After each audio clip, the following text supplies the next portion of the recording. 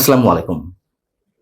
ভারত যে ধীরে ধীরে কঠোর হবে, বাংলাদেশকে বিভিন্ন দিক থেকে ঘিরে ধরবে, অপ্রিয় হলো এই সত্য প্রিয় দর্শক অনেক আগে থেকে আমি বলে আসছি এবং তারা একে একে তার প্রমাণও দিচ্ছে।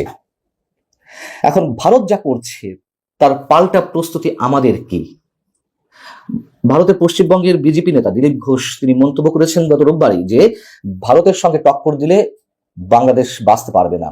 এই কথাটি নিঃসন্দেহে আমাদের জন্য অপমানজনক, অবমাননাকর, উস্কানিমূলক নিঃসন্দেহে। কিন্তু তারা তো একে একে প্রমাণ দিচ্ছে। আমরা কতখানি তার পাল্টা ব্যবস্থা গ্রহণ করতে পারছি, নাকি আমাদের এখান থেকে বিভিন্ন পর্যায় থেকে যে উস্কানিমূলক বক্তব্য, উত্তেজনাকর বিবৃতি নানান পর্যায় থেকে দেওয়া হচ্ছে তার মধ্যে সীমাবদ্ধ থাকবো এবং এইগুলো করে বরং ক্ষতিটা কার বেশি হচ্ছে সেগুলো আমরা বিবেচনায় নিচ্ছি কিনা।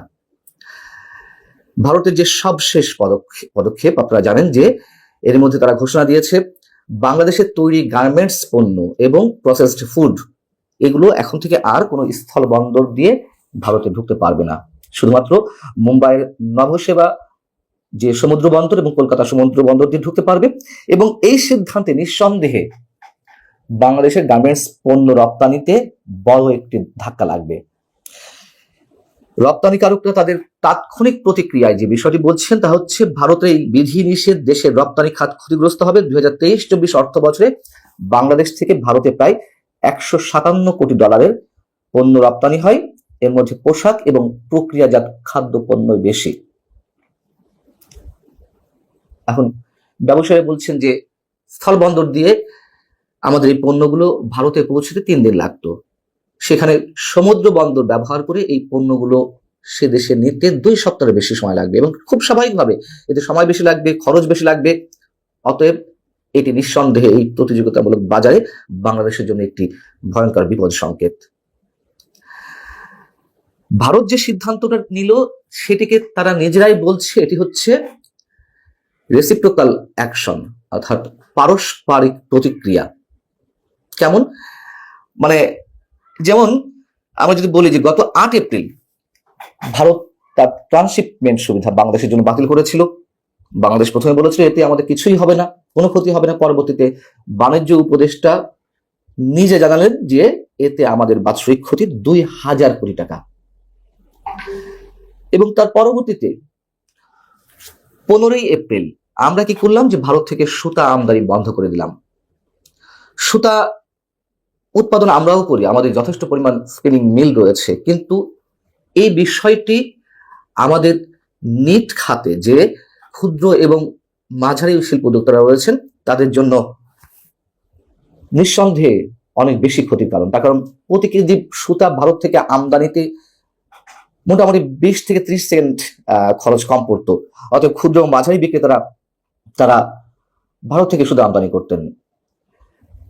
কিন্তু প্রশ্ন উঠতে পারে তাহলে আমাদের যে স্পিনিং মিল গুলো রয়েছে তারা কি করবে? তাদের দাবির মুখে এটি করা হয়েছে। দেখুন, দাবি আগে থেকেই ছিল।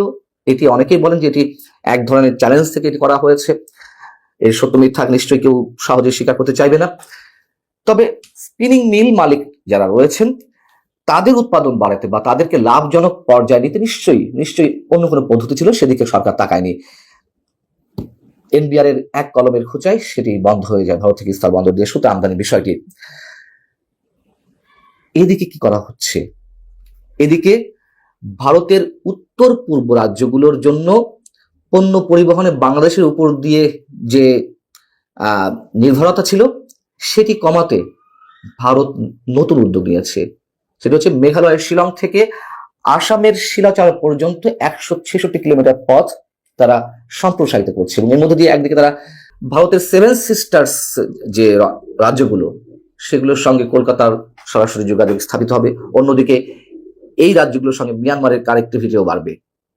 এইগুলো কোত্থেকে এসেছে? ভারতের মধ্যে যে সন্দেহের একটা দানা থেকে ভারত এই উদ্যোগগুলো নিচ্ছে আবারও বলতে হয়। এবং ভারতের গণমাধ্যমগুলো নতুন করে যে বিষয়টি লিখেছে এটিকে কেন্দ্র করে, তা হচ্ছে গত মার্চ মাসে আমাদের প্রধান উপদেষ্টা চীন সফরে গিয়ে মন্তব্য করেছিলেন যে ভারতের 7 সিস্টার্স যে রাজ্যগুলো সেগুলো ল্যান্ড লকড অবস্থা আছে এবং সেগুলোর কানেক্টিভিটির জন্য যে সমুদ্র তার একমাত্র অভিভাবক বাংলাদেশ। এবং সেই একই কথা তিনি গত বৃহস্পতিবার চট্টগ্রামের একটি আলোচনা অনুষ্ঠানে মন্তব্য করলেন। সেখানে বললেন যে ভারতের উত্তর পূর্বের রাজ্যগুলির অবস্থানগত যে সমস্যা, তাতে এই উপমহাদেশের এই এলাকায় বাংলাদেশই হলো হৃৎপিণ্ড। এখন প্রধান উপদেষ্টা কার্যালয় থেকে বা সরকারের বিভিন্ন পর্যায় থেকে বলা হয় যে এগুলো আসলে বাণিজ্য, অর্থনীতি এগুলো সম্প্রসারণের জন্য আমাদের প্রধান উপদেষ্টা এগুলো এই ধরনের মন্তব্য করছেন, কিন্তু তার প্রতিফলন তো আমরা অন্য অন্য কর্মকাণ্ডে দেখতে পাচ্ছি না। এবং যেটি বাস্তবতা, ভারত যে ভয়ঙ্কর কাজটি করছে এটি অবশ্যই নিন্দনীয়। অবশ্যই আমরা তীব্র প্রতিবাদ জানাই। ভারত গত কয়েকদিনে যে পুশিন করছে, সেখানে বিভিন্ন রাজ্যে বাংলাদেশ অবৈধ বাংলাদেশিরা রয়েছে এমন অভিযোগে শত শত বাংলাদেশি একে এর মধ্যে পুশিন করা হয়েছে। এটি ভারতের কোনো আইনের মধ্যে পড়ে না। যেমন ভারতেরই মানবাধিকার সংগঠন মাসুম, তার যিনি প্রধান প্রীতি রায়, তিনি বলছেন বিদেশ থেকে কেউ যদি পাসপোর্ট ভিসা ছাড়া ভারতে আসেন তাহলে পদ্ধতি হচ্ছে তাদেরকে গ্রেপ্তার করতে হবে, ম্যাজিস্ট্রেটের সামনে হাজির করতে হবে, তার বিরুদ্ধে মামলা হবে, মামলায় সেই ব্যক্তি যদি দোষী সাব্যস্ত হয় তার সাজা হবে, সাজা শেষে আদালতের মাধ্যমেই সংশ্লিষ্ট দেশে পাঠাতে হবে। এটা শুধু বাংলাদেশের ক্ষেত্রে নয়, অন্য যে কোনো দেশের ক্ষেত্রেও। কিন্তু ভারত সেই পথে হাঁটছে না। এর মধ্যে ভারতের রাজস্থান কিংবা গুজরাট এবং উত্তরপ্রদেশ এইসব রাজ্যগুলোতে অনেক অবৈধ বাংলাদেশিকে চিহ্নিত করেছে তাদের বক্তব্য অনুযায়ী। তবে দেখা গেছে যে তাদের অনেকেই বাংলাদেশি নন। এই যে ভারতের যে নিঃসন্দেহে এটা উস্কানি, এটি আমরা তীব্র প্রতিবাদ জানাই। কিন্তু ভারত তো করে যাচ্ছে, আমাদের উপায়টি কি? আমরা কিভাবে তার মুখ্যম জবাব দিতে পারি? যে বাণিজ্য সম্পর্ক আমাদের রয়েছে, ভারত একে একে আমাদের বিভিন্ন জায়গায় সংকুচিত করে ফেলছে। ভারত যে গার্মেন্টস পণ্য রপ্তানি উপরে এক ধরনের সীমাবদ্ধ করলো রপ্তানি করার ক্ষেত্রটি, এতে যত জানা গেছে যেহেতু সুতা আমদানি আমরা বন্ধ করে দিয়েছি, এই সুতা আমদানির কারণে ভারতের কৃষকরা যথেষ্ট পরিমাণ ক্ষতির সম্মুখীন হবে। তার পরিপ্রেক্ষিতে ভারত এই সিদ্ধান্তটি নিয়েছে যাতে আমাদের রপ্তানিকারকরা ক্ষতিগ্রস্ত হয়। এখন প্রশ্ন হচ্ছে যে যদি আমাদের যে বিশাল অঙ্কের যে পণ্য আমদানি করা হয়, পেঁয়াজ থেকে শুরু করে আরো অনেক কিছু, এগুলোর উপরে ভারত বিধি নিষেধ আরোপ করে, আমাদের বিকল্প রাস্তাগুলো কি? সেগুলোকে আমরা এর মধ্যে তৈরি করেছি? যদি তৈরি করে না থাকে, আমার কথা হচ্ছে একটাই, বারবার যেটি বলি, আমাদের দক্ষ কূটনৈতিক কৌশলের মাধ্যমে সবকিছু এগিয়ে নিতে হবে। ভারতের এক ধরনের উস্কানি রয়েছে, সত্য কথা। ভারত যে বাংলাদেশকে নিয়ে বা তার যে সীমান্ত ভারত বাংলাদেশের, সেটিকে নিয়ে চিন্তাগ্রস্ত, সেটি তো কোনো ভুল নেই। দেশের নানান পর্যায় থেকে যে সাম্প্রদায়িক শক্তির উত্থান কিংবা আস্ফালন, এবং ভারত একপক্ষীয় নীতি বা একচোখা নীতি নিয়ে এখনো পর্যন্ত রয়ে গেছে, আওয়ামী লীগের প্রতি দুর্বল, তারা আওয়ামী লীগকে চাই। এইসব জায়গা থেকে যেমন ভারতকে এগিয়ে আসতে হবে উদার মনোভাব নিয়ে, তেমনি অহেতুক আমরা ভারত দখল করব, ভারতের 7 রাজ্য দখল করবো, এইসব উস্কানিমূলক বক্তব্য দিয়ে অহেতুক উত্তেজনা বাড়ানোর কোনো কারণ নেই।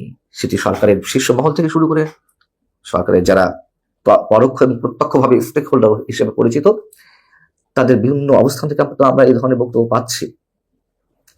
অর্থাৎ শুধুমাত্র এই ধরনের সুর দিয়ে, উত্তেজনাকর বক্তব্য দিয়ে তাদের লাভটা আমাদের কিছু হবে না। ভারত যা পারবে, অনেক ক্ষেত্রেই আমরা হয়তো পারবো না, কিন্তু আমাদের কৌশলটি তো ছিল, সেটি কেন আমরা অ্যাপ্লাই করছি না? আল্লাহ হাফিজ, ভালো থাকুন সবাই।